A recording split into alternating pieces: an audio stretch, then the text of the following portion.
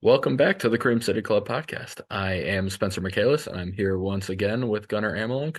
Gunnar, how you doing on, we're going to call it Victory Monday.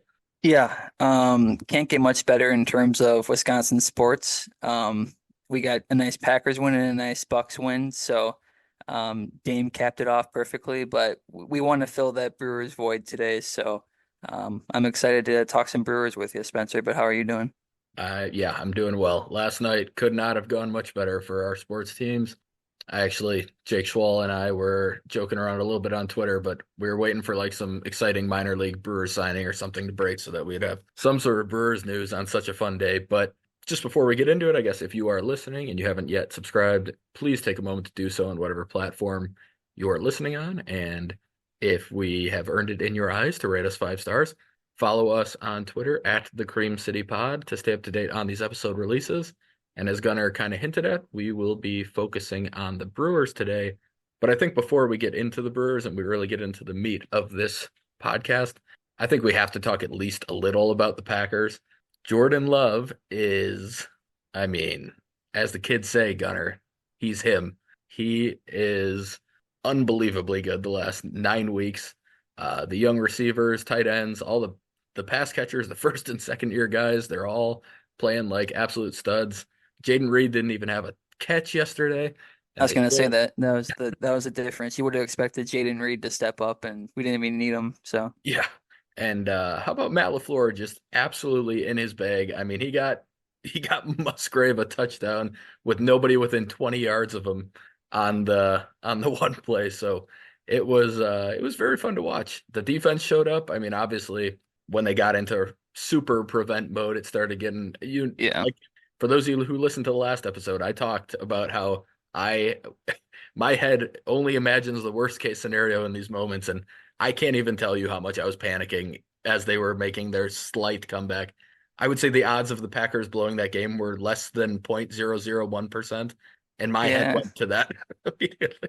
We I we've was, seen that before though with the Seahawks and yeah, NFC Championship game. So yeah, but a 30-point lead with 5 minutes left was that would have been a new level. yeah, Um, so outside of that momentary panic on my part during those final last 5 to 6 minutes or whatever it was, that was probably the most enjoyable playoff game since I'd have to say the Super Bowl run, right? I mean that there hasn't been a more yeah. fun game that I can think of. So just quickly, I guess before we get into it, what were your thoughts on that game, and do the Packers actually have a legitimate shot to beat the Niners this upcoming Saturday night? Yep, it is Saturday night. Yeah, I mean, we talked about some of those expectations, and I think the fact that we have such not low expectations in a good way, like we're just excited to be here sort of vibes, um, that's just made the win all that much sweeter. Um, Going ahead, obviously, to the 49ers, I actually messed up. I think last podcast I said, well, we actually get to avoid the 49ers until the NFC Championship game because I was thinking that the two seed, there's no way a two seed would play the one seed next round, but then I forgot. NFL is a little different where it's just whoever's the lower seed gets to play the one seed next week. So that sucks. But yeah, I mean, the 49ers are a powerhouse. So it's going to be the same sort of vibes for me. But I think I saw like we're like 9.5, like they're 9.5 favorites over us, which is absolutely insane. And I think that's even a little ridiculous, to be honest. I mean, you got to give us a little respect after that game because I think it might even went up after the game. Um, but that's just more because the 49ers are incredible and we're just a 7 seed on paper. But yeah, I mean, speaking of Jordan Love, I mean, if he plays like that, I think we got more than a shot. I think I saw that was that the first time a Packers player had that high of a passer rating in the playoffs Highest ever? ever. Yep. Um, and I know I texted you this, but after that second to last touchdown throw, I think it was before that when he snuck into the end zone, but the one where it was like over the top to, I think it was Wicks, maybe. I don't remember who it was, but I remember texting you. I'm just like, I think he might be better than Rodgers and Brett Favre. He has just been incredible, and his story too. I think is incredible too. You sent me some of his clips today, and he's just an easy kid to root for. I was going to ask you that thing that we saw on Twitter where he like pulled over on the side of the road to like help some girl's car in the snow. Is that actually like a true story? Yeah, no, that was real. That was real. Yeah, He and just I did mean, it. that's just it speaks to the guy's character, and then we're just kind of getting super. fortunate in Wisconsin at this point to have guys like Giannis and Dame and I mean even like Christian Yelich is really a nice guy too. So um, to have the talent plus those types of guys, it's just super easy to root for. And um, I think it's sort of what you spoke to. It's going to be that underdog mentality next week or this week, I guess it is Saturday. But I mean, if it was literally any other opponent than the 49ers, I think I would actually feel kind of good that we could win. But I mean, I'm still excited regardless. So how do you think? So Yeah. No, I mean I'm in the same boat. It's this week was, and we talked about it when we briefly touched on it on the one pod, but it felt like, well, if they win, awesome. Like that would be so cool. And if they lose, it's just not gonna hurt like it's hurt in the past. I'm still looking at this week the exact same way. Now I will say they beat the Niners and go into an NFC championship game. That one's gonna hurt if we lose. yeah, Whether I'm prepared for it or not, it'll still hurt if we lose that in that way. But yeah, because if they go through the Cowboys and the Niners and then end up losing to either the Lions or whoever is winning that uh, Bucks Eagles game or what, imagine if we win that though. If you beat the Cowboys, the 49ers, and like the Eagles or whoever it is to go to the yeah, championship, like that might be one of the greatest runs of all time, oh whether or yeah, not you win the Super Bowl. yeah, But no, it would absolutely be right up there. Um, I mean, honestly, you go back to the 2010 one, and it's a great run because it was the exact same situation except 6 seed instead of seven, where you beat a team on the road and then you had to go beat the number one, which they obviously did. Then it was the Bears, so you could actually go even more full circle. It could be another NFC North team if all of this happens, where you're facing the Lions. But, um, which quick moment, but as a Brewer Bucks fan who's had plenty of situations where it you saw the long gaps between legitimate success.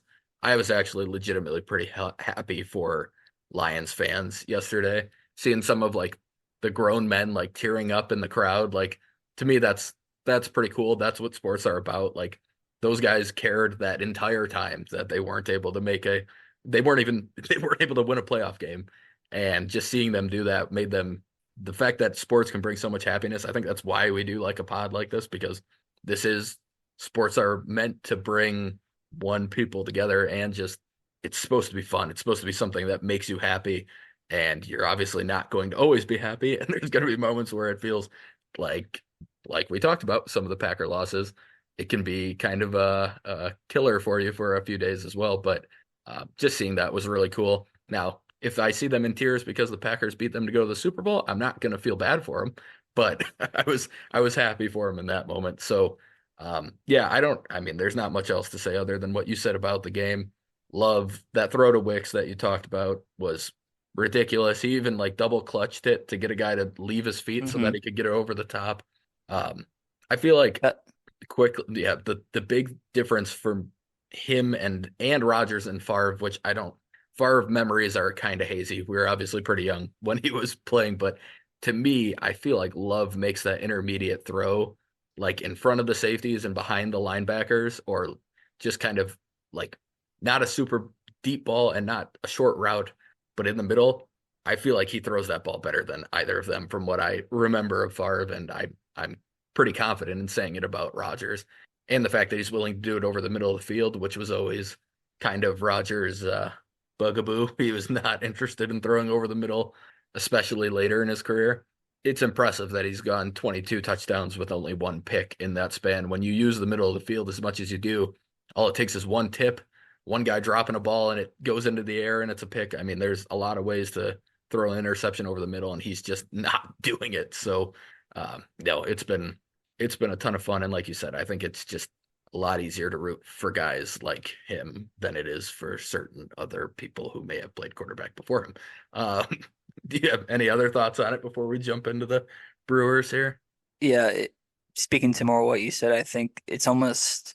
I remember early in the season, I was like, why does he drop back so much? And like he's like a little bit fearless, but like he really wants to throw the ball. I can't really explain it where he does drop back so much. And then this game, it was that fearlessness again where he dropped back, but then like he would wait to the last possible second to throw it and take some like really big hits, which he could easily be scared and just try to get it out quick and try to find somebody. But he was really trying to let the play develop and you spoke to like the Musgraves throw or the Dobbs throw too. I think he had where he was just like not 100.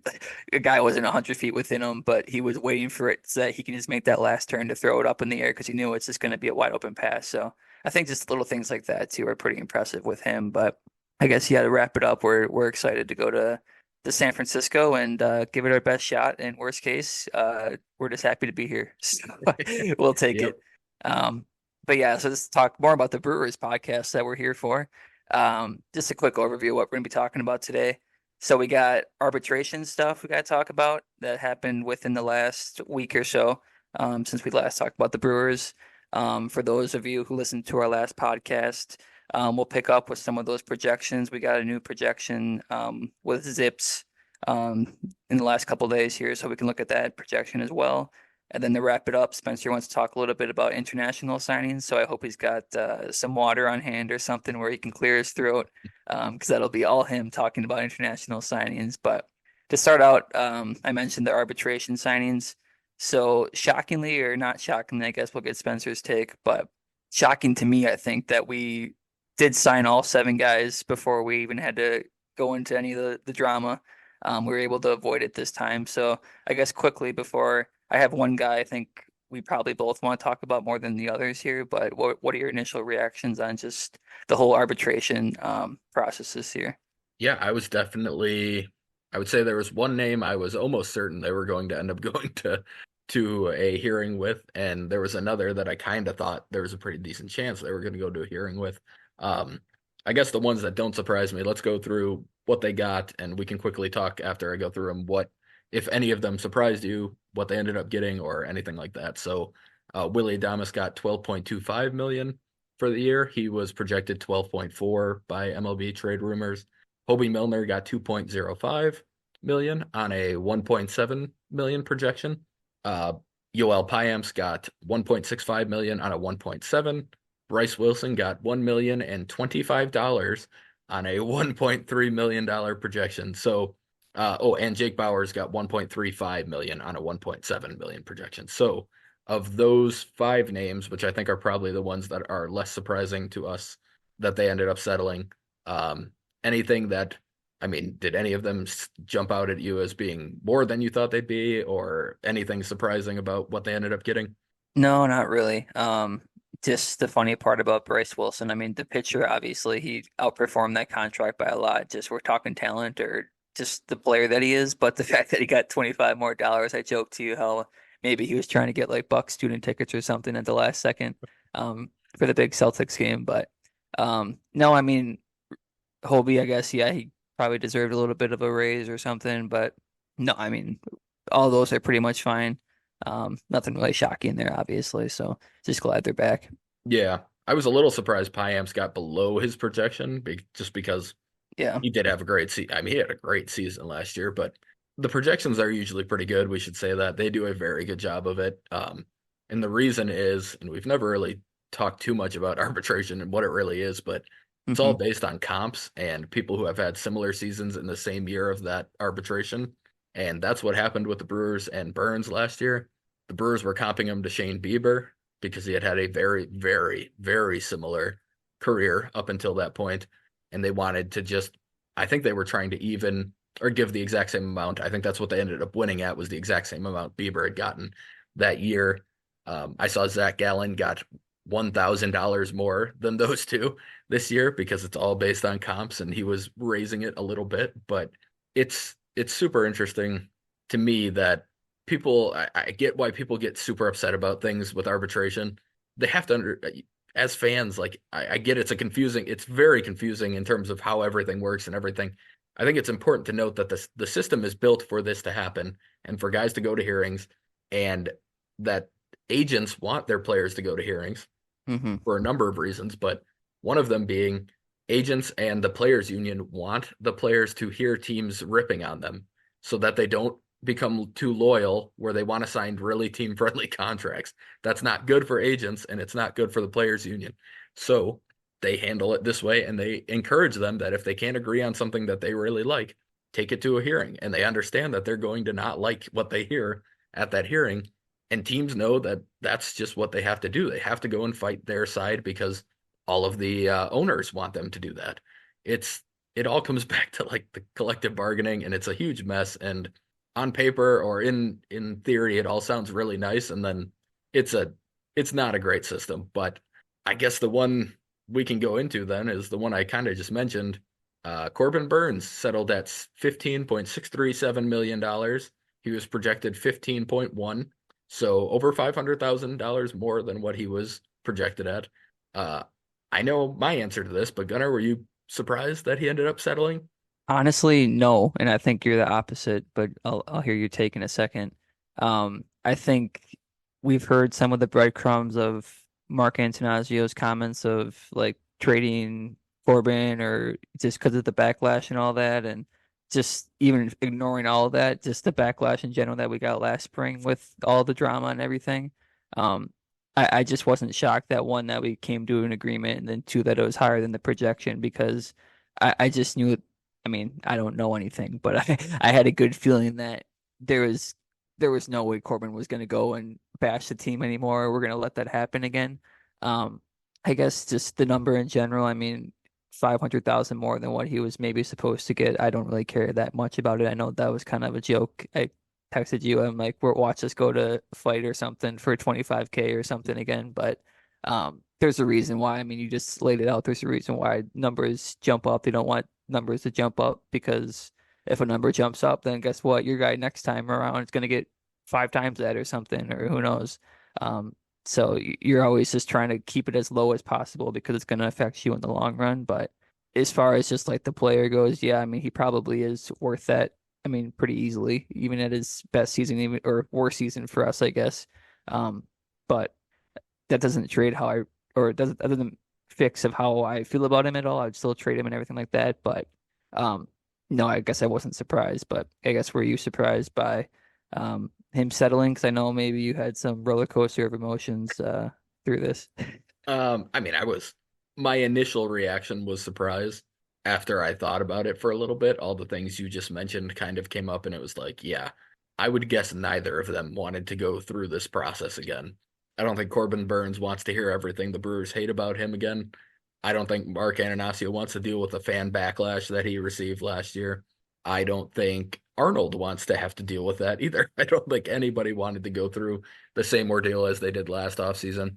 And I think for the most part, we're probably talking about a situation where if a player has gone through it once, the players union doesn't care anymore if he goes through it. He already has experienced it. He knows how it works. They're not going to be as like almost pushing him into doing it like they have done, like they would want to do before. Um, so I'm sure everybody was just kind of like, let's just agree on what we need to agree on and get past this and go into the season either with him at that money or having traded him, but now the other team doesn't have to worry about a hearing or anything either if they do end up trading for him. So it was good to see it. I guess I would say pleasantly surprised in the moment, and then after thinking about it, most of the stuff you mentioned was just it made sense in the end.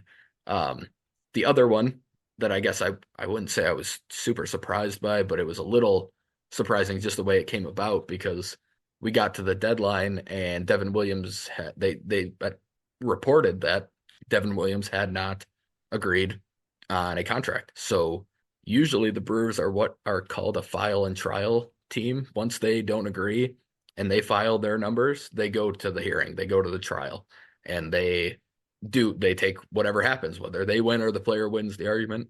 It sounds like, and Kurt Hogue reported this, that this time around, the Brewers basically told Devin, like, hey, we're close, but we're at the time limit here. Let's put our numbers in. We'll file like we're supposed to do it, but let's keep talking. We're not going to just cut him off at that deadline like we normally would. And in the end, they ended up settling for $7.25 million this upcoming season. He was projected for 6.5 million, so about 750,000 above the projection. And then in turn, they agreed to a $10.5 million team option for his final year of control, which is not this upcoming season, but the one after. Like I said, it happened after they basically gave Devin what he wanted. He filed at 7.3 million for this season, and they had filed at 6.65. I think in turn they kind of got a team option that could end up being lower than what he was going to get in arbitration in his last year.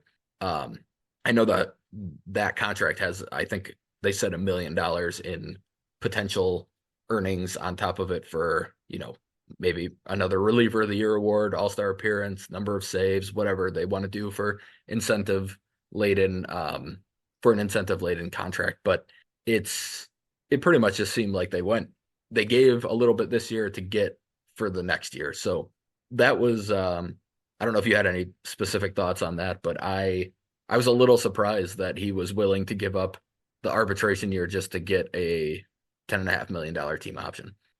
Well, this was actually the one that I wanted to talk about, shockingly, because I wasn't that surprised with Corbin.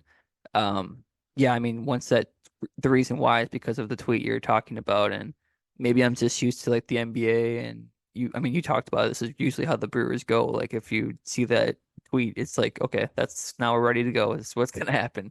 Um, and then it didn't happen, so that's why I was shocked. And then for all the reasons you just said, and I guess I was a little shocked too because he's like you said, we gave him what he wanted. So I wonder, I guess maybe this is more of a question for you. Like, how does that happen? Because I know you explained like kind of how it goes, but like, how does it happen if like we gave him what he wanted, but also what was the holdup? Like, how does a tweet like that get out? And then like it comes out like the next hour, like we signed him for exactly what he wanted, at least for this year. Yeah. Well, like I said, I think the trade-off was that they got this team option that they believe is going to be less than what he was going to get next year. So they probably were saying, hey, we're going to offer you this if you take this team option. We'll offer you this if you don't want a team option and you just want to go another year of arbitration. And if neither of those work, we're going to file at 6.65, and that's where it's going to be. But it just sounded like from Kurt's article that they just wanted to work something out and figure it out. So they Hmm. were willing to go past this deadline. But once that deadline passes, it's not even leaking. It's public as soon as the deadline passes. You have to file this information, and then it's public information. And that's why all the reporters were immediately like, this is where each person filed at and where each team filed at, because they get access to it right away, basically. So, um, yeah, we were recording the last Bucks pod during all of this, Hmm. but I went back and retroactively found out that Brewer fans were going nuts about it for the hour that we were recording, and I didn't see anything about it. But it it normally it would have been, if it reaches that deadline and you see that happen with the Brewers, you're pretty safe to assume it's probably actually going to go to arbitration. But Hmm. I guess this was a little bit of a special case for Devin.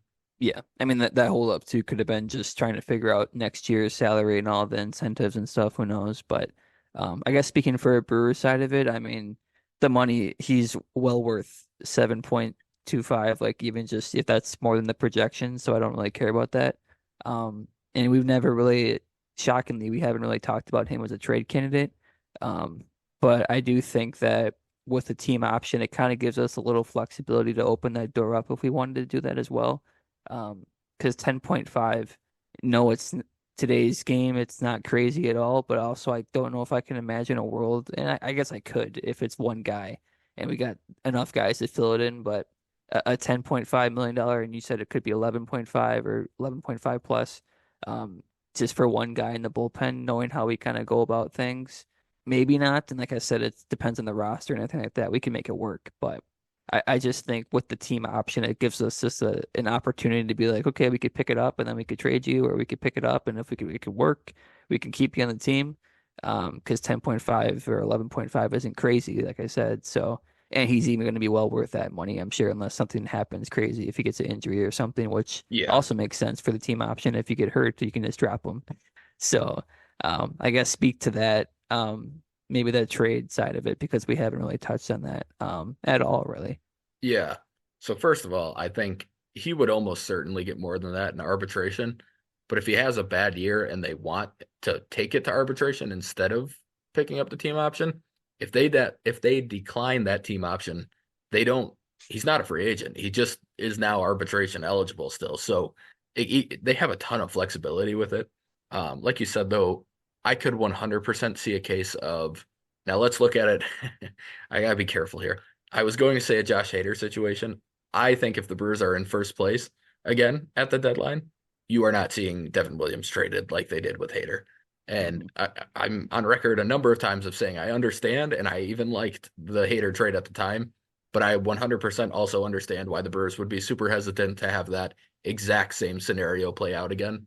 I think they wait till the offseason, but because I expect them to be having a strong season this year. If they do happen to have a down year, then yeah, I think they probably do try to trade him at the deadline.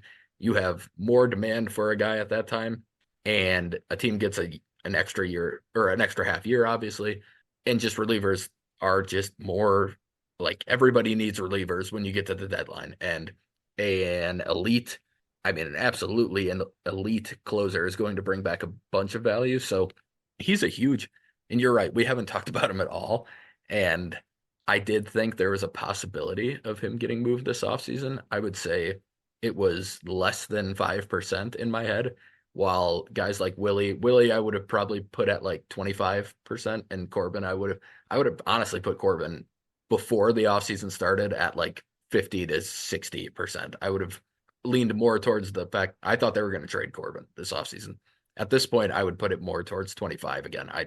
I'd be more surprised now if they do trade him, but it was yeah, I just did never view him as a guy they were going to move this offseason, but I do think Brewer fans should be prepared to see Devin Williams traded over the next 12 or so months. I would be more surprised if they don't than if they do, because I don't think there's extending a reliever.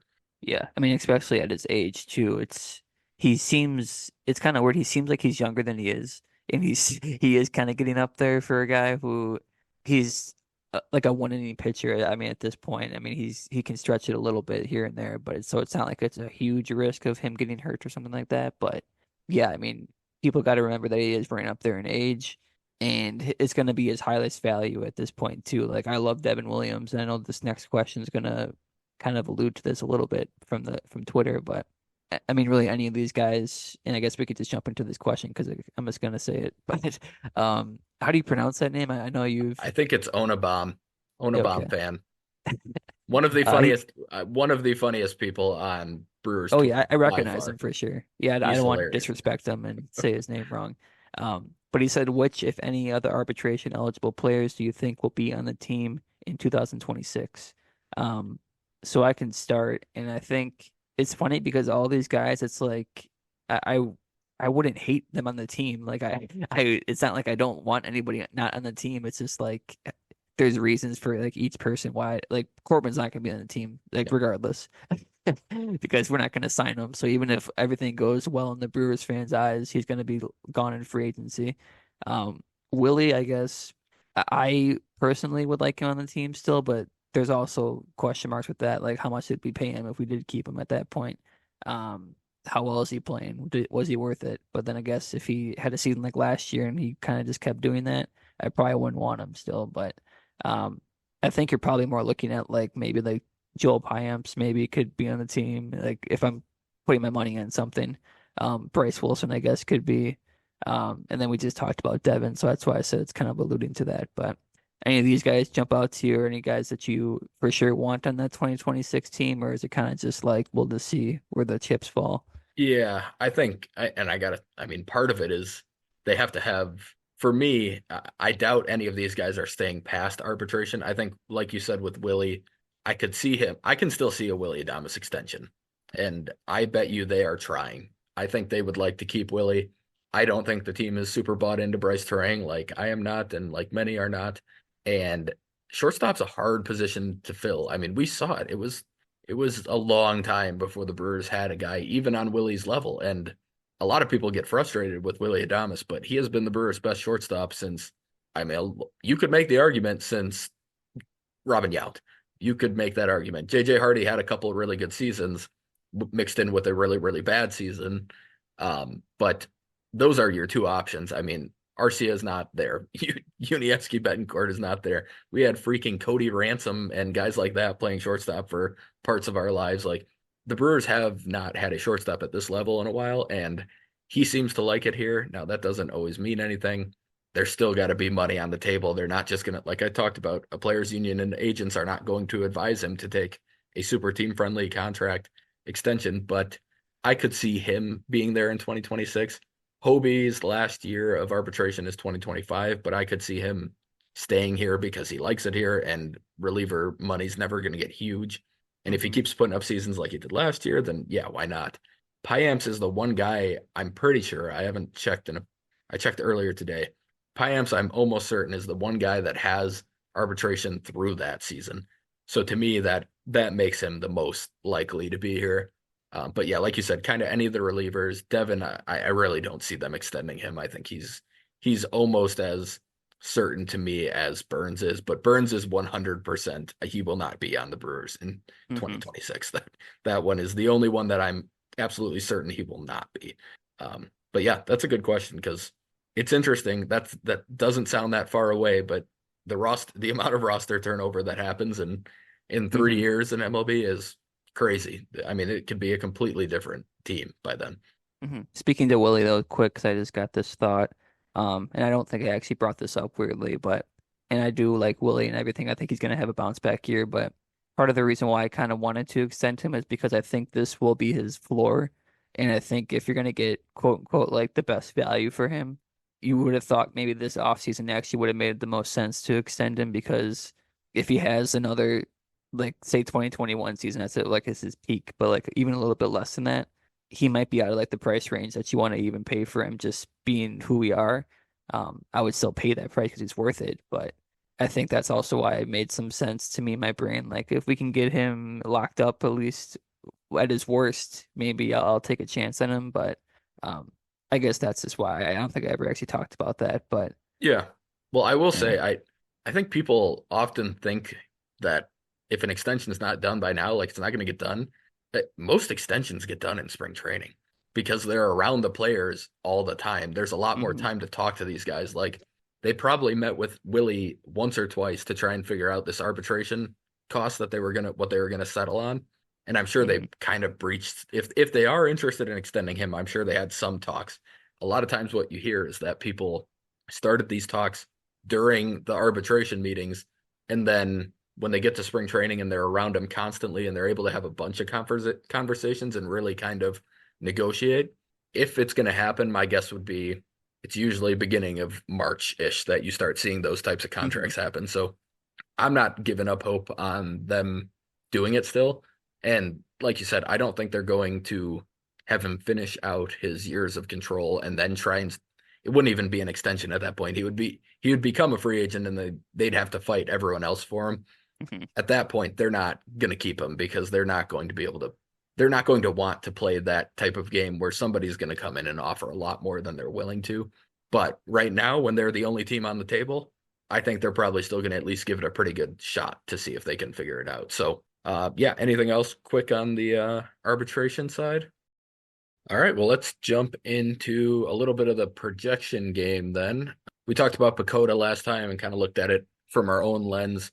I think we're not going to go through and give super specific.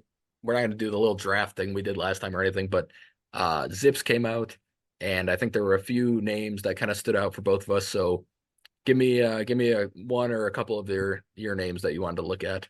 Yeah, I'll do one to start, and it's kind of on theme here is why I thought it would tie in well with the arbitration stuff.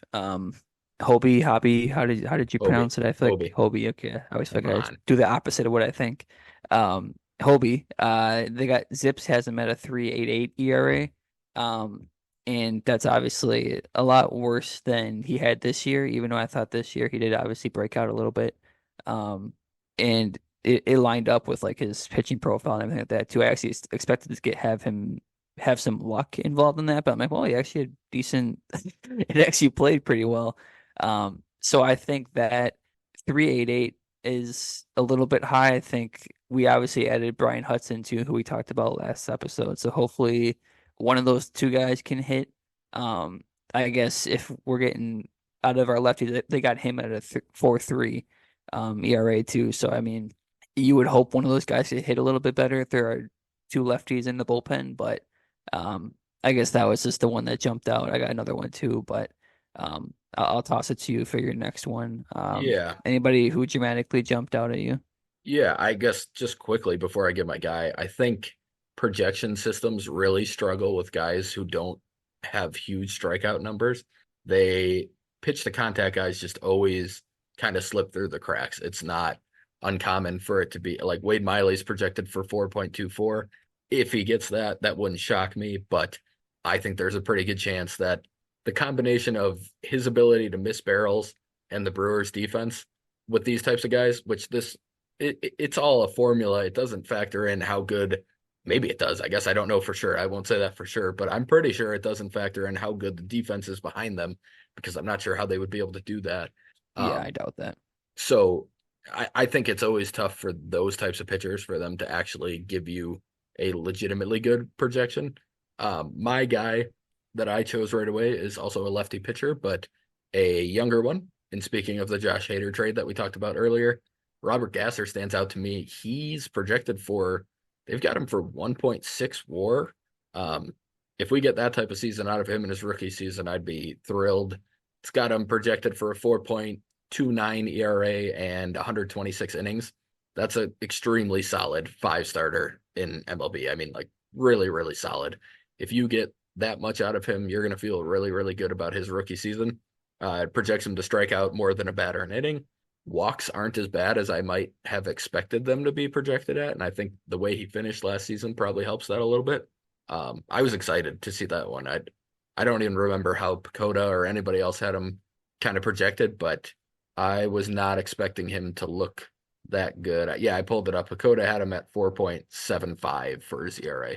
So Hmm. Zips is quite a bit higher on him, and I'm going to choose to believe Zips on this one. That's what I want. Very fair. Yep. Yeah, I mean, even the Zips for our rotation looks like they got Corbin like 3-3, uh, Freddie 3-8, which I mean, we could talk about him a little bit, but I mean, I think that's got potential, way a lot of potential to get a lot better than that. I think that's kind of his floor. And then you mentioned like Gasser 4-3-ish, Wade Miley 4-2, Aaron Ashby, if he's alive and well, uh, a 4.08 actually, even, which is a lot better than what I'd even suspect for what they project. So I mean, if that's a rotation, and it's all healthy and good, I mean that's a pretty solid rotation. Even just taking Woody out of it. So definitely enough to keep us alive and surviving throughout the year.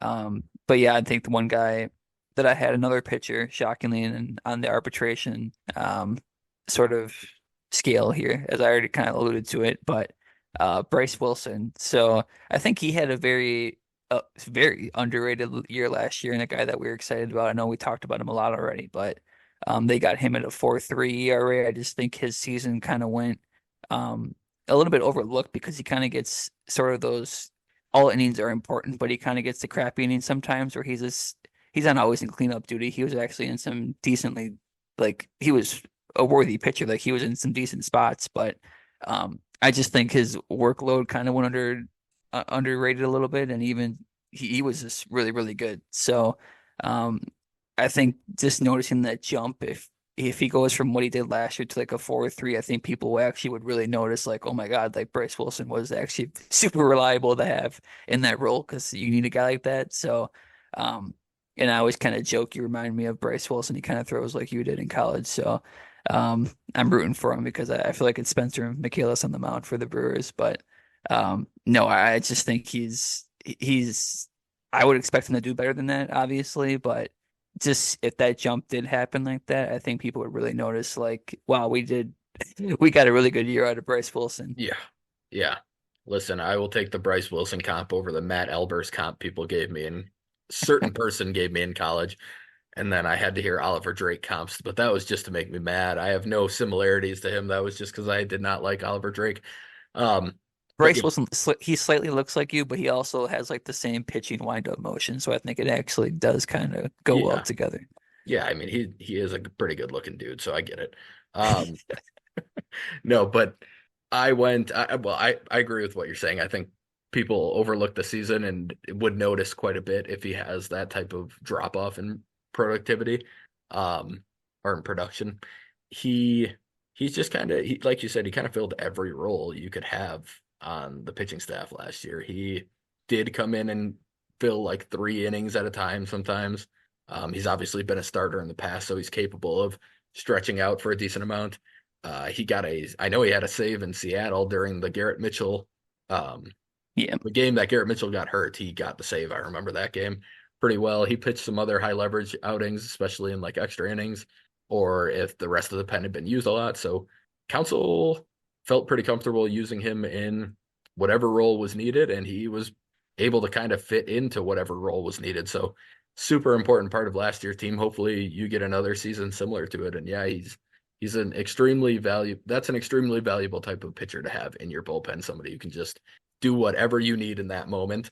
Um, a lot of guys are a lot more specific usage type players, and he was able to fill a lot of roles. So I agree with everything you said. I guess the last, I'm going to call it one, but I'm just going to talk about a couple, the group of younger players that they projected. So Tyler Black is projected to be a 102 OPS plus and a 1.7 WAR.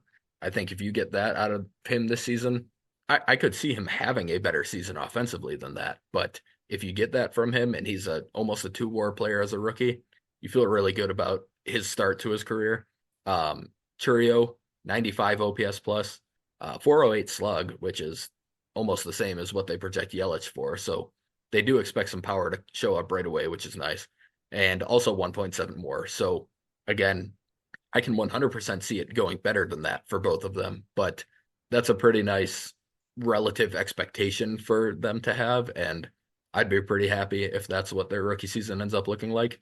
And then one name we talked about it when this trade happened, and the more I've looked into it, I really like this guy, and that's Oliver Dunn.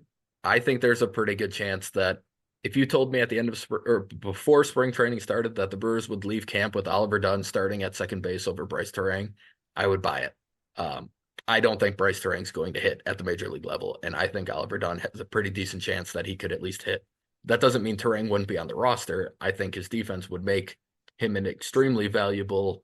Again, if you're going into a lineup, a season with a lineup of Black and Dunn, both in the infield, you're going to want to have Bryce Terang available to come in and play some defense at the end of games. But I think Oliver Dunn has been overlooked. Zips doesn't, I wouldn't say they love him by any stretch of the imagination. He's 86 OPS plus, which is a little better than Blake Perkins. It's higher than Terang, and it's actually a little lower than Andrew Monasterio. But I personally just think Dunn might pop a little bit more with the bat than what Zips is projecting. And I think it's important to note that it's based on multi-year stats, and he did not start showing power until this year because he was finally healthy. So I think it's probably overlooking the power a little bit more just because of that reason. I think he's going to have a chance to actually hit for some pop from the second base spot. So that was less of an actual Zips talk, but I just wanted to throw it out there that I do like Oliver Dunn, and I do think there's he's being overlooked as a possibility to make the roster out of camp is where I guess I would Hmm. say going. Anybody else for you, or you want to move No, on? I just want that was the one overlap we had actually was Oliver Dunn. Um, I mean, I would definitely prefer him over Bryce Turang, obviously. And I think this is, and you stole my point. I think this is the projection. They have to be looking at like what's the most recent stats is kind of what I was thinking, and they're basing that off of watching Bryce Turang last year and sucking at hitting versus Oliver Dunn in the minors not doing well, he was doing very well, but I mean, the last couple of years, if you combine them, it's kind of a hard projection to project. Um, and then even so, they have him higher than Bryce Turang, given all of that. And we like him better, obviously, on paper too. And I think Bryce has a role, honestly, on this team still. I think if he was just, I don't want him to be this old guy at second base, and that's the guy I have to rely on. So I think I'll just be, at the very least, rooting for Oliver Dunn this spring to show us something with the bat because. Um, if it comes down to defense, I mean, Bryce is obviously going to win that battle, so Dunn's going to have to hit. But I mean, yeah, I mean, they're the 80th percentile. They got, like you said, Dunn had like a 103, which still isn't great or anything to brag about. But if I could get like a league average hitter out of second base, I think much like the Bryce Wilson talk, you'll really realize what the difference is when you have a league average hitter instead of a guy who's a league worst hitter in the league at second base. So. Yeah, I'll be rooting for Oliver Dunn, and I guess I'm praying on Bryce Turang's downfall, unfortunately, this spring. But no, I hope they all do good. But yeah, I think he's just a name that it was weird because I think he's obviously older too, so he's not like this top prospect guy that people have on their radar. Um, but I mean, he kind of is. He's in our top 30, but he's just not a guy where people were like familiar with him. Um, but I think he's got a potential to honestly get on people's radar pretty fast if he can hit in spring because he's going to get that opportunity. Yeah, no, I agree. I was high on that trade pretty soon after it happened, just after having a chance to look into it. And the more time that's passed, I feel even better about it because I know a lot of people struggled with the Hendry Mendez and the Robert Moore part of the outgoing part of that trade. And yes, Dunn is a little bit older for what you would consider a prospect, but considering the huge lack of plate appearances he has in the minors due Hmm. to injury, I think he's still got a lot of room to grow, even though he's a little older. I made a Scooter Jeanette comp at one point, but in terms of like the timeline, he reminds me a little bit of Travis Shaw in terms of the way that he kind of developed a little later into his prospect life, what you would normally think of as a prospect. Mid 20s, you kind of think they're kind of reaching their peak, or if they do develop, it's going to be in the majors. But he made a really big jump last year in terms of his bat at ball and stuff. So um, definitely one I will be watching. And whenever I get a chance to watch spring training on TV, I hope we get some Oliver Dunn at bats and get to see how he looks against some semi-real MLB pitching. Um, yeah, I don't really have anyone else that really stood out. I think we could quickly touch on the write-up they had, which was they kind of view the Brewers as a mid 80s win team at as it's currently constructed. Um, it's not obviously they mention that's not in celebration territory, but every team in the NL Central has some serious flaws.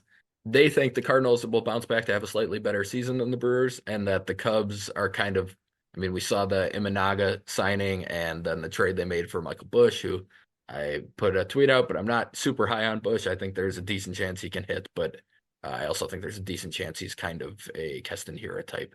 In the end, I think the Brewers are not done. So I want to revisit this later. I expect the Brewers to add some sort of major league piece by the end of it. And we've got a question from somebody on Twitter that we'll talk about in a little bit about potential additions. So we'll leave that there for now. I want to get into. I'm not going to have that much to talk about with the international signings, but I say that and we'll see how this goes. So um, before I get into it, again, I had this one last time. I don't know how you say the name. I don't know if it's their actual name or if it's just their Twitter handle, whatever. But Emanon, he said, really looking forward to the dive into the international prospects. If you think you're talking too much about them, you aren't. Please don't tell me that. That's such a dangerous thing to tell me. But I do appreciate it.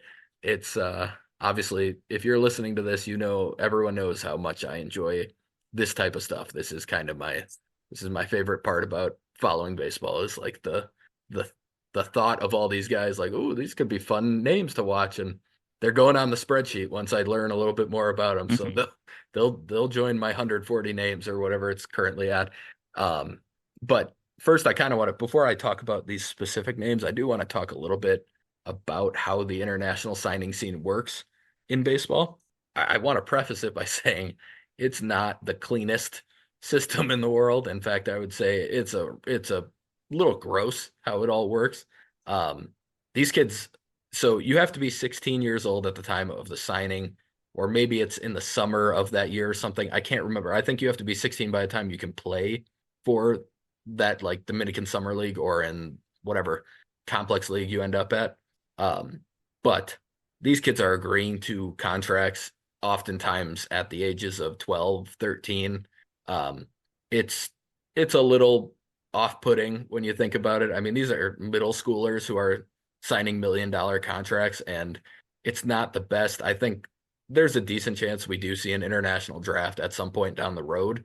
The tough part is teams don't want it because they've already agreed to sign these kids for the next 4 years, and they're really excited about all these guys that Hmm. they have agreed the contracts on. So they don't want to agree to a draft unless it's going to be like 5 years away where they can just stop signing these players now so that they don't end up losing out on all these guys they're excited about.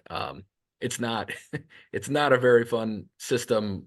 I mean, obviously these kids do end up getting paid quite a bit in some cases, Hmm. but even you look at someone like Ellie De La Cruz signed for, I believe, $30,000 when he signed his signing bonus. He just completely fell through the cracks. Nobody had really discovered him. I don't know how the Reds found him exactly, how any of it worked, but um, guys like that, I mean, that's not even close to life-changing money. And then you make the money you make as you're going through the minors, and they're scraping by kind of at that point. So these guys kind of they dropped out of school in middle school basically to focus on baseball. I mean, there's a lot of things that you could talk about here, but it is the system. So as much as I don't love it, it's how it works, and it's interesting to kind of follow along. And I think it's especially interesting because the Brewers have really stepped up their game in this type of transaction. Like when we were younger, Gunnar, do you remember the name Gilbert Lara? Yeah, I think so, yeah. Yeah, I believe he ended up getting traded as part of the Gio Gonzalez trade when Hmm. we traded him or traded for him from the Nationals. Um, he was the first, like, that was the first time I even heard about this stuff because the Brewers were so uninvolved in it. But they gave him like a 2 million some dollar contract. He, the moment he showed up to the Dominican Summer League, people were reporting, yeah, that was a mistake because this kid's not good. Um, so he got paid a big money. The Brewers and Melvin kind of seemed to get afraid or be afraid to do that again after that. And it wasn't until Stearns took over and then brought in a few pretty good, like, just there were scouts that did a very good job of targeting areas that aren't really explored by other teams, and that's namely Venezuela. So Jackson Churrio's Venezuela, Jefferson Queiroz Venezuela, Luis Lara, I believe, is Venezuela. He's a top 10 prospect in the system right now. They've gotten guys from the Dominican too. I mean, Yoferi Rodriguez, who's going to be probably a pretty close to a top 10 prospect, is from there. Um, they do they do a good job of getting spread out throughout the like Latin American countries, but Venezuela is one that they've attacked harder than anyone. And all the people who kind of talk about this type of talk about the international signing period will always mention that the Brewers do as well there as anybody. Uh, it looks like this year they didn't jump into as many countries so far, but I'm just going to go through at the time that we were recording this. I just added a couple more names while we were talking. There's 27 total players that I was able to find between Ben Badler of Baseball America reporting them and Kurt Hogue, again, of the Milwaukee Journal Sentinel reporting them. So the first one and the biggest bonus is Jorge Quintana. So Baseball America ranks everybody based on their bonus. They don't go later on, they kind of revisit it and talk about once they've seen them more, they talk about them in a more of a ranked way on talent and tools. But for now, they just go biggest bonus to lowest bonus, top 100. And Quintana had the 20th biggest bonus on MLB Pipeline, though he did come in as the number 12 player in the class because they do rank it on talent. And first, first thing to keep in mind, it's hard to rank these guys on talent. They have not seen them that many times. There's not that much access to them. They see them at probably a couple showcases. They look at the tools. They hopefully see them live a couple times and are able to put some sort of like, oh, he does a good job of laying off breaking balls. But if they see a bad day from somebody, they might get labeled as someone who can't lay off breaking balls, and who knows how true that is. Um, they also obviously rely on scouts, but again, they're kind of getting that information from people who either are the Brewers who have a positive, like they want positive press for these guys, or they're getting it from a team that wasn't able to sign this guy and probably doesn't want to give him a ton of credit because they're upset they didn't get him. So it's hard to say anything until we actually get to see these guys perform, but I'll give you as much as we can on what we know so far. And I'm just straight mostly stealing this from what Kurt Hogue wrote. And Kurt does fantastic work on the Brewers, but also just, I would say, of all the beat writers who all do a pretty good, the Brewers have a good beat team, but Kurt dives into the minor league side of things more than anyone else. And I really appreciate that myself. So shout out to Kurt for this. But for Quintana, he's known Baseball America, Pipeline, everybody kind of say he's a pure hitter. From what I've seen and heard of him, he kind of reminds me of a taller Luis Lara. He's a switch hitter like Lara. It's a pretty nut. I like his left, like Lara, the same way. I think he's got a better swing from the left side. Um, both pretty much everyone agrees that he could have a plus hit tool in the end. He's a line drive type of hitter, so while he's probably going to add some strength and he has a little bit of power right now, he's going to have to maybe add a little loft to the swing to get to it a little more consistently. Um, but he's said to have great plate discipline, and this the way he's built, they think there's going to be added strength and then the potential for power to follow. So he is a shortstop right now. I think most people view him as kind of likely to move off a short, but athletic enough to maybe handle it as he gets more opportunities. So that's the biggest one we know. The next biggest one, according to both bonus and ranking on Pipeline, is Jesus Made. I want to say it is Made. It's spelled like Jesus Made, which is a pretty sick name if it was pronounced that way.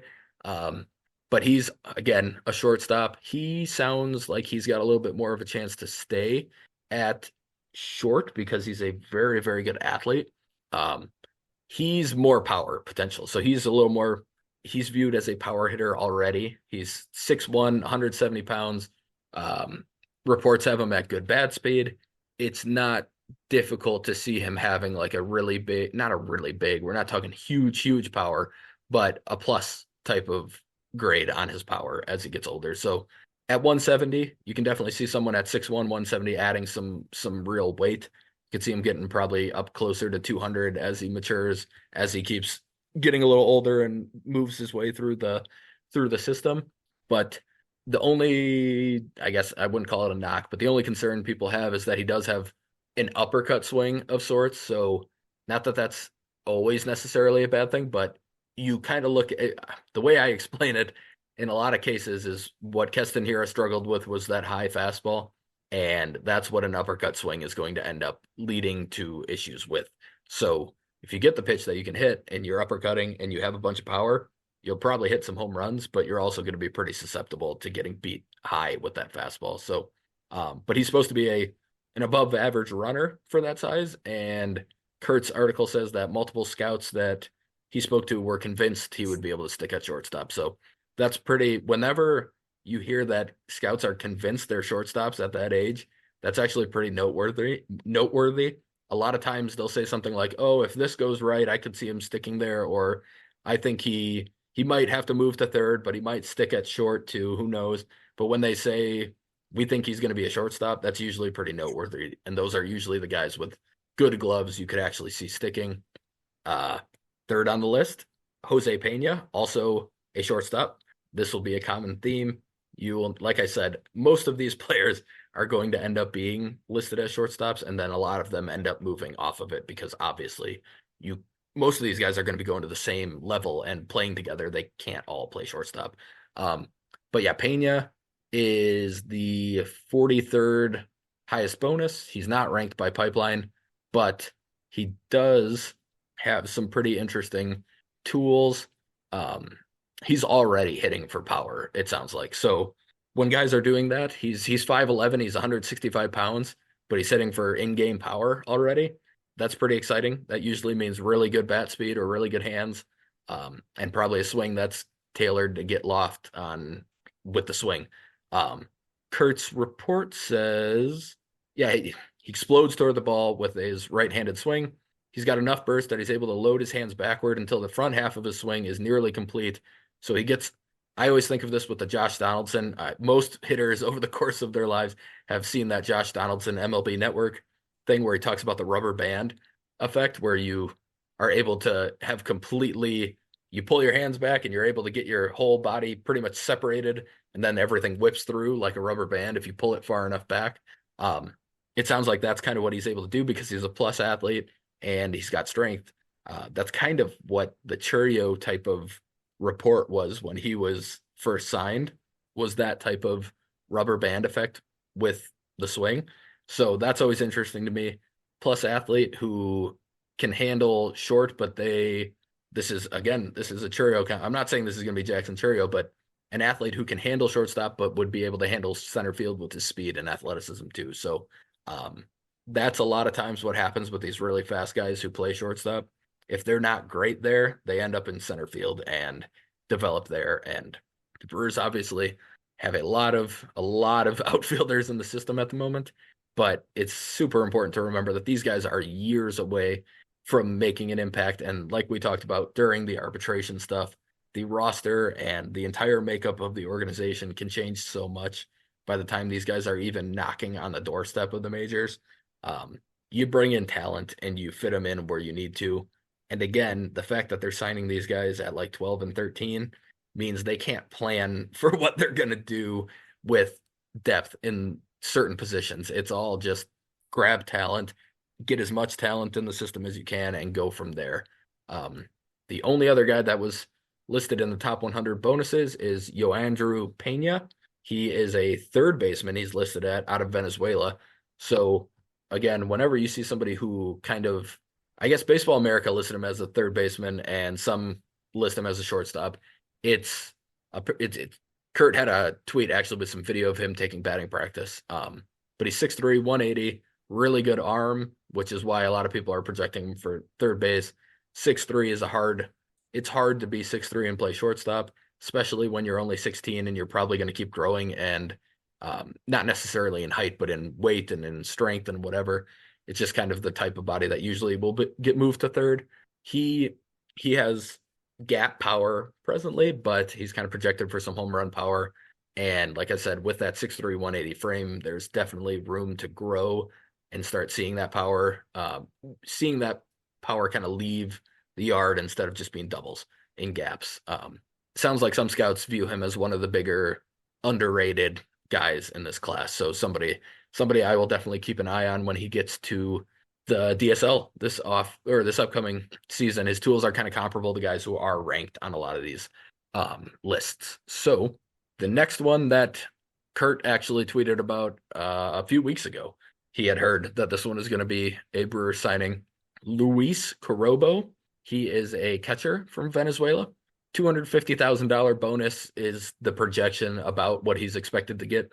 He's unranked, but this is one that I saw Kurt had a video of him throwing and reported pop times of about 1.8 to 1.9. That is major league catchers putting up 1.8 to 1.9 is considered above average. This is a 15/16-year-old catcher who's been doing this. He was clocked at 86 miles per hour on his throws to second from behind the dish. That would be one of the best in baseball in game if he does that. He got a scout said defensively he's already at or ahead of Jefferson Cairo at his age. And Cairo was seen as one of the best defensive catching prospects in his signing class. And obviously that's kind of what he's grown into as a big prospect is being a really, really good defensive catcher and having the bat kind of come along with it. So Corobo had pretty interesting looking swing. I found some video of him on Instagram and saw him go oppo for a homer. And he was probably 14 or 15 at the time. So using a wood bat, going oppo, he's at least got some power in there. But the defense sounds like it's got a potential to be pretty elite.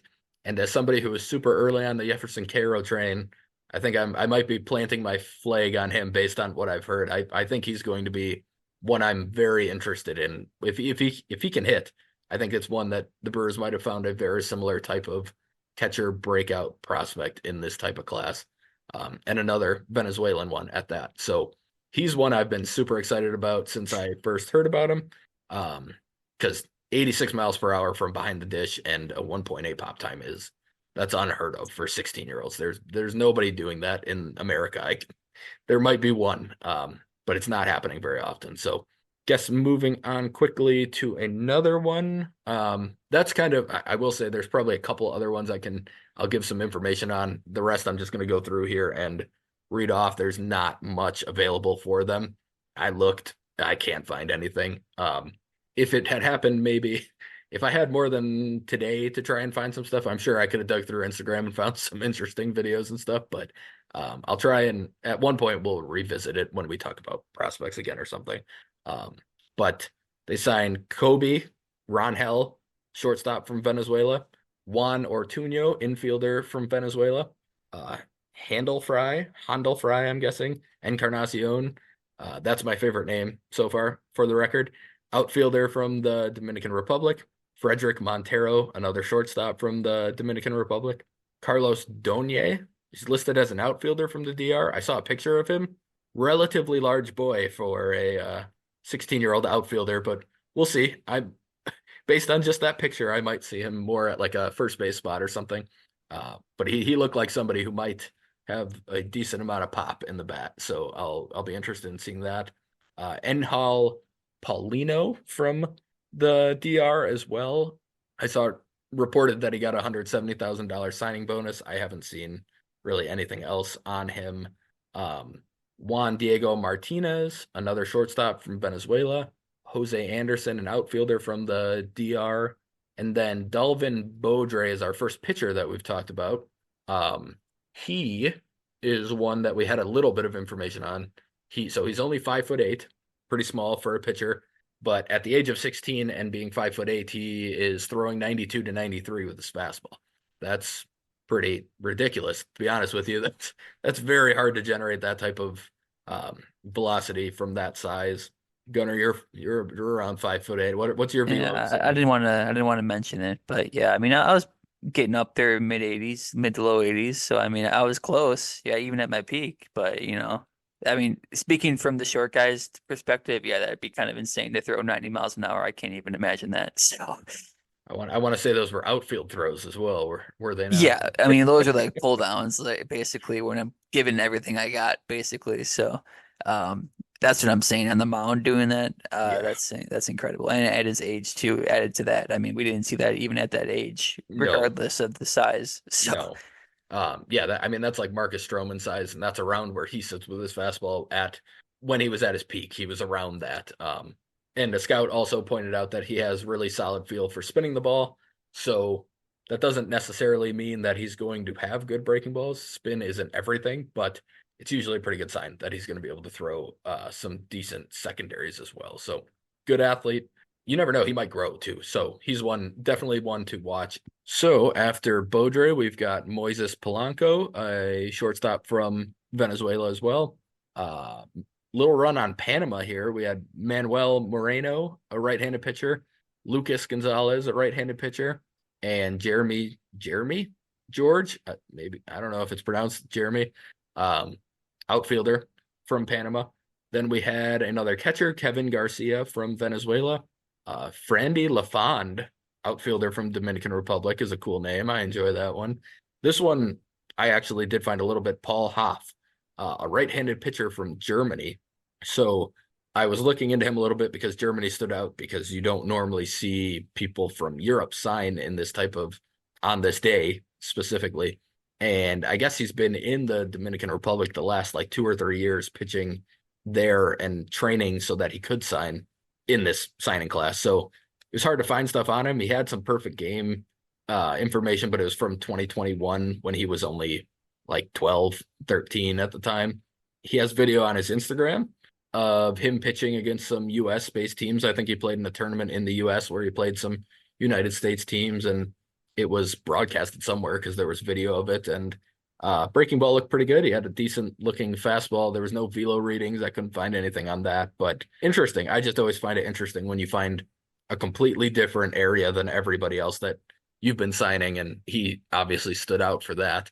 Then we had Yanniker Lewis, or Lugo. I said everything wrong there. This is why I only took 3 years of Spanish.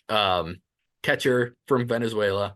Then Daniel Jaquez Fermin, right-handed pitcher. That one, at the time I wrote this down, Kurt had not listed any yet. Still no country listed next to him. And I did not believe that Baseball America even had him yet. Nope, he's not on there. So not sure where he's from, but he is a right-handed pitcher. Emiliano Garcia, a left-handed pitcher from Mexico. He's the only player so far from Mexico in this class, and also the only left-handed pitcher that we have seen come through so far. The next one, Christopher Peralta, right-handed pitcher out of the Dominican Republic. Kurt Hogue actually just tweeted while we were doing this, cousin of Freddie Peralta. So that's an interesting connection. It's always funny to me. You would think that those types of connections would mean a lot more when you are looking at kind of the signing, like Jackson Churio signed with the Brewers, and then a year later, his brother signed with the Guardians. Like you would be like, man, you would think they would just have Hmm. gone after both of them and tried to sign both. And I wish they would have because his brother is pretty solid prospect as well. So it's always kind of funny to me how that works. Like Vladdy's son signed with another one of Vlad Guerrero's sons signed with the Mets today. Like there's no connection there. We So wouldn't that's just have always Orlando Arcia though if that would have happened, because then he would have just followed his brothers probably, right? Because he was the youngest. yeah, So yeah, we're missing out on Oswaldo. all those memories of I Orlando know. Arcia if you're going by your rules. But We would have never acquired Patrick Weigel or Chad Sabatka for him either. So damn that it. was yeah, we would have missed out on a lot. He's an all-star gunner. Can't make fun of him too much. Um, but no, I do always find that super interesting. And I even saw today one of the Brewers like head scouts, his son signed with somebody else, and he was seen as like a pretty good prospect. I'm like, that feels like one that shouldn't have flown under the radar. Like the Brewers should have been all over that and tried to sign him. But yeah, I just always find that pretty interesting. And then the last two that we have that we have names on right now. Oh boy, that's a tough one. Yoniel Saez, infielder from the Dominican Republic, and then Wenderlin King, right-handed pitcher from the Dominican Republic. So I guess just to kind of wrap up everything, what we have, 10 players signed out of Venezuela. Like I mentioned, they tend to go in there and get players more often than most other teams. 11 out of the Dominican Republic, three from Panama, which I don't remember them hitting Panama very often in the past, but that could be wrong. That stood out to me a little bit. Germany, they had one, which again, I don't think I've ever seen the Brewers. There's only a couple German players in. Max Kepler is one of them, but there's very few in MLB or even in the minor leagues. So kind of cool to see that one. One from Mexico, and then one that we aren't sure on. And then the breakdown of position, it's 10 infielders, six outfielders, three catchers, seven right-handed pitchers, and one left-handed pitcher. So it's always very interesting, like I talked about a lot throughout this. And I know I just rambled and Gunnar got like 16 words in probably the entire time, but we knew that was going to happen. Um, I always find it interesting just to see where the Brewers do things different than other teams. Venezuela is a really big point there. I feel like Panama's probably not one that a lot of teams have hit. And then Germany, I mean, I don't know if there's another German player who signed in this class. So just always interesting because I think that's one of the things the Brewers do really well is finding untapped markets for them to kind of, I've talked about it with independent ball. The Brewers do that better and more often than pretty much anyone. And just the way they kind of go after the international signing period is another way that they try and put themselves apart without needing money to do so. Like this is one way where everyone's on a pretty even field. They all get different levels of bonus pool, but it's based on record and it's all relatively similar. So that's everything for now. Like I said, that was 27 names. I would bet we're at least going to hear a couple more. Usually they keep trickling in. I think Ben Badler actually tweeted a picture of all of the players the Brewers signed out of the Dominican.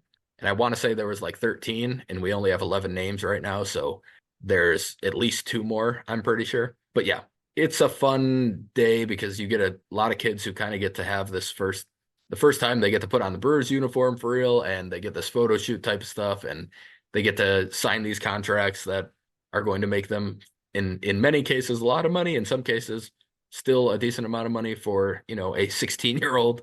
But also they get to start their professional careers now. They're allowed to start working with the team specifically.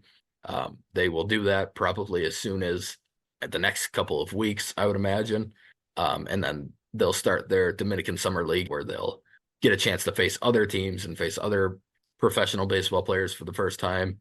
And in some cases, those could be 18, 19-year-olds, people they've older than they've ever faced before. And yeah, we've seen the last few years with Churio, Luis Lara, and potentially Yoferi Rodriguez, guys just kind of moving quickly through the system from these international signings. So hard to say exactly what you're going to get from this, but it's fun to follow, and especially for people like me as somebody who's always looking for some minor league baseball information and stuff to follow. I enjoy the all the news that comes out on a day like this. But Gunnar, before we move Mhm. on to something else, do you have anything you would like to say? While you're talking, I couldn't help but think if a scout caught me on the right day when I was 13, if things could have been different for me. Yeah, maybe you guys wouldn't get the blessing of hearing me talk though like, twice a week, but um, man, I think a lot of people out there are probably thinking the same thing. But you know, I probably would have ended up like Gilbert Lara. Let's be honest. So, um, it all worked out in the end, but. What are you gonna do, Spencer? Yeah, I mean Gilbert Lara's got $2.5 million, which I would take if I don't. Yeah, if that's I true. were to flame out of baseball. I think I would be okay with that in the end and with And that type he's of money. But way better than I would have been still. oh So God, yeah, I mean shout out to him. everyone playing pro ball is better than us. That's just a fact. It's okay. We got to play college baseball. A lot of people aren't lucky enough to do that. So I will never have any regrets about my baseball career other than maybe getting my elbow fixed earlier just because it hurt a lot and I don't want it to hurt. Here he goes. Yeah. Um, all right. We've got a few questions from Twitter this time around. So this one came in last week, but I kind of saved it for the Brewer Pod. Patrick asked, or kind of said, and then asked, obviously things can change any second, but do you feel the Brewers are kind of in a half in, half out spot at this moment? They can't rely on all the young guys for at bats, but they also don't want to stunt their growth in the meaning of signing veteran free agents to take away the at bats from the young guys. So Gunnar, what are your thoughts on that? Are the Brewers kind of in a weird spot where they want to play these young guys? They're not hmm sure they'll work out, but they also don't want to take away the playing time from them. hmm And we talked about like wanting veterans and stuff on this team too, which is a little bit different of a topic, but I think overall we're in a good spot. And I know this isn't really your question or what you're even thinking, but for the majority or like the casual-ish fan, I hate that word because it sounds rude, but of the Brewers, I think people just often look at like the money total and it's just like, oh, we didn't spend X amount of dollars this offseason, so then we didn't get any better, we didn't move the needle. Like we're just kind of in limbo here, but I think we're in a good spot because when you do have a young roster, I mean, guys got a year older, like all the freshmen we saw last year, all the young pitchers we saw last year. Um, Guys that we're excited about who we haven't seen yet are going to get a chance. So I don't think there isn't really pressure to get like a veteran like a Reese Hoskins, but I would love Reese Hoskins. I mean, that's going to be a question later on. Um, Not even my answer for that one still, but I mean, I would love guys like that, but I also don't think we're like in a spot where we need to get somebody like that. Like, and we could still compete. I mean, I think the Zips, like we said, we don't want to talk about it too much, but like they had us at like a mid 80s team, even if that's our worst, then okay, we're competing. Like I think most good teams are going to be sitting in like the 80s projections. If you can do that every single year, you're going to be in the mix every single year. But as far as the roster goes, no, I think we're in a good spot. But how do you think, Spencer? Yeah, I do think it's a good observation because I do think the Brewers are in a weird spot where they're definitely trying to see what they have in this next wave of what they think is their next core. Like hmm this previous core has been pitching, and I think there's going to be pitching that helps this next core coming through the system with a Gosser, with a Carlos F. Rodriguez, with Mizorowski, Abner Uribe in the pen, guys like that. But it does kind of feel like it's trending more towards a hitter core in this next group.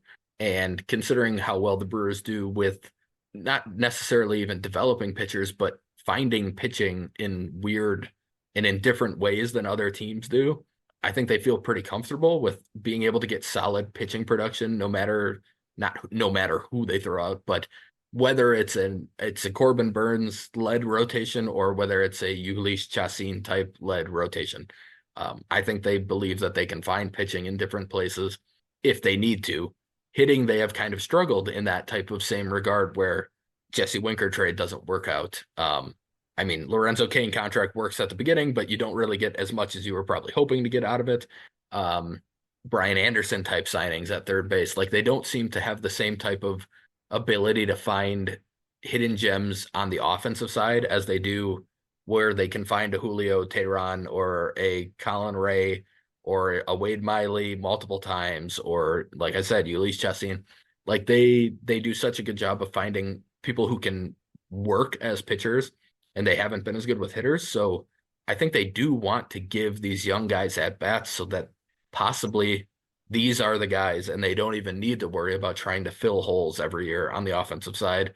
they've just got all these young guys coming in and kind of doing that and growing together.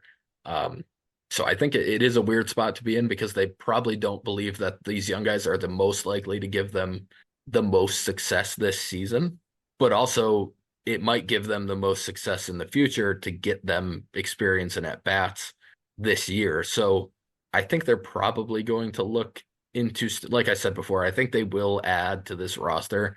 And I would be more surprised if they don't add a legitimate major league bat to this roster than if they do. But I think it's still going to be a young lineup in general. There's going to be a lot of young hitters in this lineup on an everyday basis.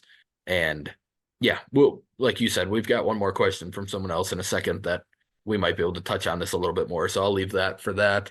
But Patrick also asked, he said, kind of related to that last question, some reports say Brewers would be open to trading Burns or Adames at the deadline if they aren't competitive.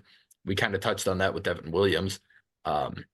What happens when the Central is a four-team race that's all separated by 5 to 8 games? Risk keeping them for nothing or another hater trade public relations situation? We actually touched on that. I kind of forgot this question was in here, but we touched on that with Devin. I do think there's, like Patrick's saying, there's a pretty good chance that Central is going to be wide open and a lot of teams competing as we get close to that deadline. I don't really see the Pirates being in it, but I also don't think the Pirates are going to be as bad as they were last year. They've added some depth. They haven't really lost anybody, and O'Neal Cruz might have a healthy season this year. They were missing him for sure in the middle of that order or at the top of the order probably. And Brian Reynolds is always capable of having a really, really good season. The Central is going to be, I don't think right now you have a team that's totally separated itself as a much better team than everyone else. I would still say the Pirates are kind of on a different level than the rest of the league, or the division. But there is a pretty good chance that the Central is going to be a four-team race separated by not that many games, and the Brewers would then have to make a decision at that point in what they want to do. So what do you think would happen if that does come around and it gets to that point? This question was definitely harder than I thought it would be at first because I think easily that could be like how we always had our stance of, well, we just got to take the best offer possible. But I think it also depends on like position because if we look at like Corbin, which is why I want to do it before all this, but so let's say that we are like in second and we're down by like 3 games or something. So you're not like necessarily in first place, but you're also like right there to grab it. Um, and our pitchers aren't exactly doing great or something, but you have a great deal on the table for Corbin. Do you chip away and say, well, our pitching staff's going to take a huge hit here, but we also have a good deal on the table, but we also have a chance to go to the postseason? That's like the worst possible situation to be in, but also kind of the best possible situation to be in. So, um, I guess, yeah, it's a cop-out answer, but I would just have to feel it in the moment of what I would do because it is so hard. I mean, if you're the fourth team and let's say like you're 8 games out, then I think it seems a lot closer than that, but maybe I would make a trade like that then still too. But what do I think we will do? I think that we're probably going to keep our guys this season. In that scenario, if we have a chance to win, I don't think we're going to make a huge trade. But yeah. Yeah, I agree with you. I think it would have to be, there's a lot more variables that could come into play in this. Obviously, like I think it was overlooked at the time of the Hader trade that the Brewers were not playing well going. I shouldn't say that. They had a good week leading into the trade deadline. hmm But before that, they were playing 500 ball for 2 months. This wasn't a team that was looking like a team that was going to pull away in the division. If that's the case, they're probably more open to it again because they just don't they genuinely don't believe that they are going to be good enough to end up winning the division either way.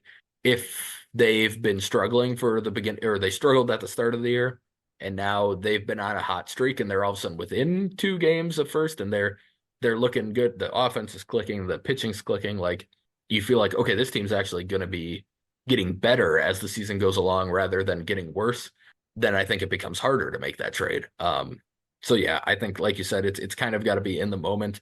But I do think there's going to be for a long time a hesitancy to make trades that remind people of Hader. And I think that sucks because again, I think that trade not only helped them, I frankly don't think it made them worse in 2022. And I know it made them better in the future. And the idea was that obviously Rodgers would have done better than he did. I think that was a pretty safe bet to make, and it didn't work out. And I'll never have an issue with that trade, but I know that it caused a lot of frustration for a lot of people, and I don't think Mark wants to deal with that again. So I think that'll be hard for it to happen again. But yeah, that's that's where I'm at. I think they would have to be a good if it is like they're 5 to 8 games back of the wild card and the division. I think they trade everybody at that point. I don't Hmm. think they're, no matter how they've been playing, or like if it's 5+ games going into the end of July, I think that at that point they say, okay, let's cut our losses. Let's get a big haul for Burns, Adamas, possibly even Devin, and let's build with this young core and move to the next era just 2 months earlier than we were probably going to need to anyway. Um, but yeah, it's a really good question. It's a tough one, and like Gunnar said, and I think it's just got to be one where you would have to feel out the whole situation at the time. And then we had one more that we kind of touched on that we are going to talk about from Frankenstein 19. He asked if the Brewers could make only one more move before opening day, free agent, trade. He said technically extension if you wanted to do that. What would you want them to do, Gunnar? I was gonna say it's not really that exciting of a move, but I think the people who listen to this podcast probably would find it exciting. And I don't have like a specific name to trade for exactly, but I'm kind of looking forward to like a Garrett Mitchell for like I know you don't like the guy, but like a Michael Bush type of guy, like a guy with like a fills a different sort of need that we have. And like I said, I don't know if I would like Michael Bush, but just a guy like that type of profile where we can kind of get the same type of young guy, but just in a better spot to where he could actually help us and play, and just kind of free up our log jam in the outfield. So, um, again, not super sexy, probably to most people. I don't have like a just it's got to be realistic too here. Like it's if I could just say, like, oh look, let's get Juan Soto. Juan Soto got traded already, but like let's get one of those type of guys. Like that'd be awesome. Right. If I'm in make believe land, but I think that's pretty realistic. Or like an extension, yeah, I'd like a Willie Adames extension or something too. But I think realistically, we keep thinking the trade's going to happen at some point, but maybe it never does happen. But Yeah. I do think that could definitely happen. No, that's a good choice. I think if it's only one move, as much as I think a Burns trade would make a lot of sense, I think if you can't do anything to supplement that move, then you don't make the Burns trade. I think you make the Burns trade if you're able to make another like free agent signing that can help fill this rotation. Because if you don't have, I mean, you're going in, you're already going to have a iffy rotation at the back end. Hmm. So if you trade Burns, you still need to be able to make at least one more move. So I'm not going to go that route. I do think, I mean, you brought it up. I think Hoskins would make a lot of sense. Um, I think the longer the offseason goes on, the more likely he is to take like a higher value 1 year deal. And we know that the Brewers have been willing to do that for 1 year deals more often than not. Um, so I guess I would say him. I think he hits lefties well, which is something the Brewers have struggled with. He plays first base. He's capable of going out and standing in the outfield if you need him to. Could be a DH option. Um, I think he'd be a pretty nice guy to add on a 1 year deal where you're not going to hamper the future by having him locked in for multiple years, but he could be a really helpful piece for this year's team in both the first base and DH role against left-handed. He would hit against everybody, but he could especially kind of do either against left-handed pitchers and really be Hmm. able to strengthen up the lineup against lefties, I would say. So I'll go with him. Do you have any thoughts on that one? Yeah, I mean, like I said, I'd want to pick him because I kind of figured you might or something. That's kind of obvious a little bit, but yeah, I mean, I definitely would take him for sure. And that was my pick, honestly, at the beginning of the offseason, where it's just like, oh, that's definitely a guy that would fit our lineup. But I'm also just a little bit scared. Like, what if Brock Wilken is ready and then Tyler Black's? I wanted these guys to play. I don't want to have Rhys Hoskins blocking this guy. Are you kidding me? But no, if we're trying to win like a World Series or something, he would definitely help for this Yeah. season. And then let's say we did sign him, and then all of a sudden everything breaks loose, and we're in fourth place or something, and we're not in the playoff chase. You can get a prospect for him then, and then Yep. it's kind of a win-win. So, I guess in that sense, I would definitely take him.